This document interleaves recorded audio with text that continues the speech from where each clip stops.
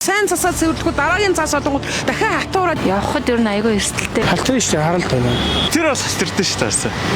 Тэгэхээр 2025 онд их тойруу баг тойруу зэрэг за нийслэлийн 15 байшилд за 190 мянга орчим ам метр явган үнэ замыг за байгалийн чулуун хавтангаар солих ажлыг эхлүүлсэн байдаг. За улмаар энэ онд за 103 мянга орчим ам метр талбайг за байгалийн чулуун хавтангаар явган үнэ замыг сольсон гэдгийг нийслэлийн удирдлагууд мэдэгдэж байсан. Тэгэхээр энэ ажилд нийтдээ 32 тэрбум төгрөгийг төлөвлөсөн.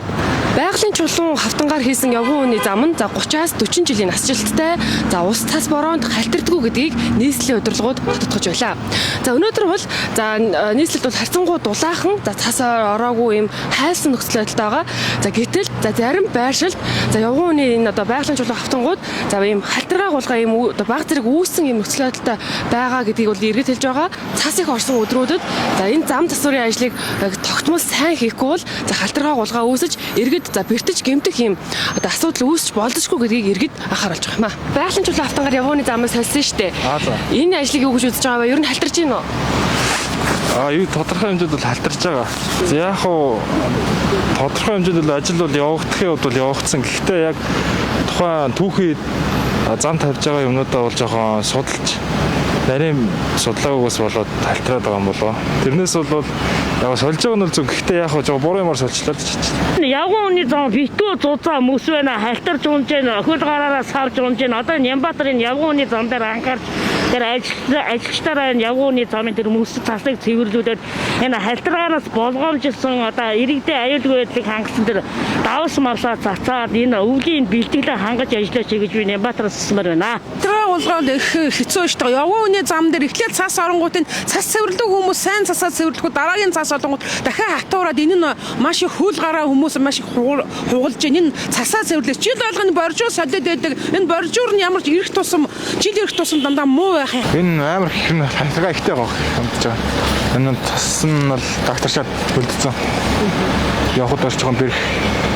Ер нь амар халчиргаатай шүү дээ. Том дөрвөлч нөө ингэж хэлсэн шүү дээ. Энэ халтарч гин мэдэхгүй шүү дээ. Яг нэг машинтай явдаг болохоор явган үнэ юу гэж сайн мэдэхгүй лээ. Хүн болго янз бүр л үзэж ах шиг үлээ. Минийхаар бол нөгөө яг үнэхээр дотоодын үйлдвэрлэгчтэй дэмжиж мөнгө нь дотоодоо шингэж байгаа л би дэмжиж байгаа. Тэр бас хастэрдэн шүү дээ. Халтсан шүү дээ, харалт байна. Цааны юм байгаа ч халтаргүй байна. Одоо энэ дээр айж шүү дээ. Саянд машинаас буугаад одоо энэ төр байх чинь.